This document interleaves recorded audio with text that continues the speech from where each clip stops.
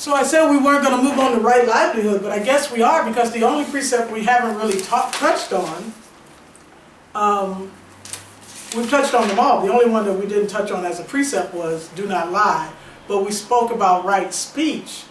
So we've actually touched on all of the first 5 precepts. So I'm going to move on to right livelihood, and right livelihood actually involves the first 5 precepts. The fact is that it's about how you make a living. Rule 1 for right livelihood is that you should be doing something. That human beings are happier when they are contributing to the society in which they live. Whether or not you're making a lot of money, for the purposes of right livelihood, that doesn't matter.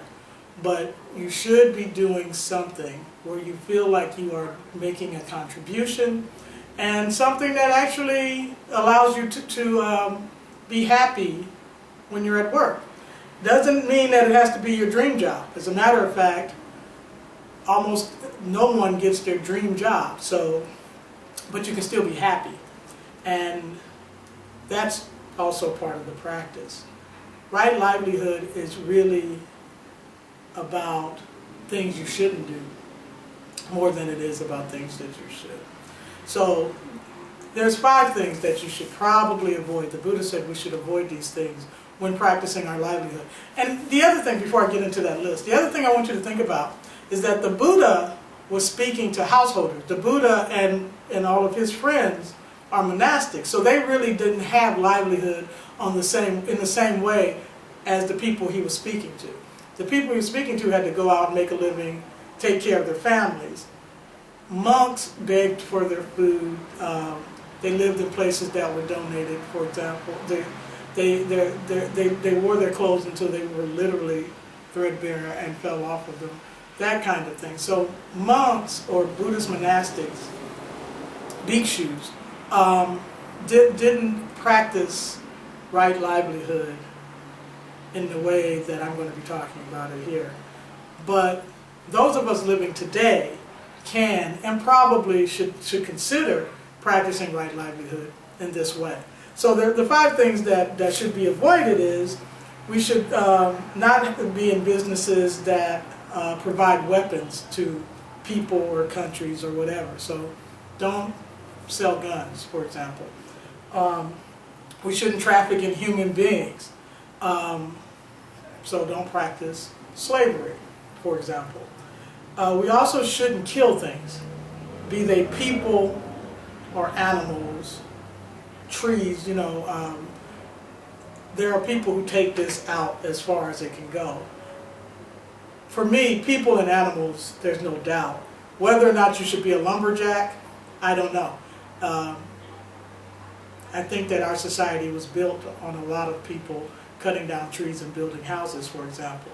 But do we really need to cut down trees to make, like, notebooks? I don't know. I actually don't know. I've thought about this, but I haven't come to a conclusion. But truly avoid killing sentient beings, people, animals, bugs, for any reason. We kill animals for meat. We kill animals for leather or fur coats, or we kill animals in experiments for, like, medicine or things. We send them into space and without any idea of how we're going to bring them back, for example.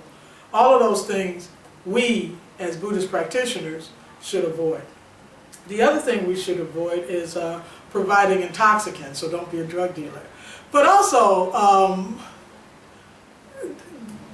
also think about it this way. You can be a pharmacist because you are providing medicine.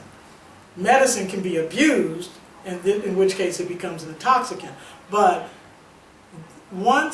if you're providing medicine, that's what you're doing. The other Buddhists on the other end, if they are abusing that medicine, then they're breaking the 5th of the first 5 precepts.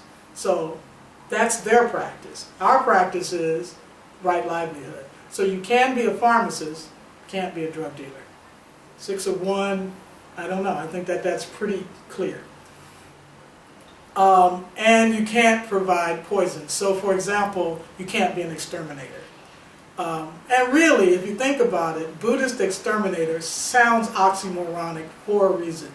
We should not be driving around in trucks with dead bugs with their little legs hanging on top. That's not what we should be doing. So, and that's just the driving part. That doesn't even include what we do when we get to people's homes. So those are the things that the Buddha said, avoid for right livelihood. So, on the other hand, he said that there are things that we could really enjoy about right livelihood.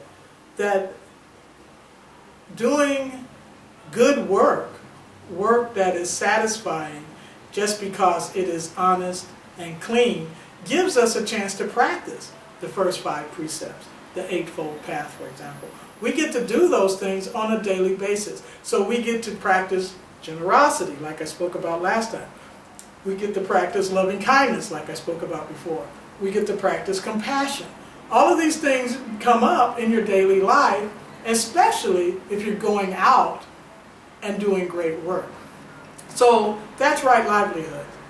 Avoid these 5 things and love it, enjoy it, eat it up. This is work, and this is one of the reasons that we are here. It's one of the things that makes us happy, is really contributing to our society and making the world a better place simply by getting up and being there on time and doing what is required of us, even if it doesn't pay well.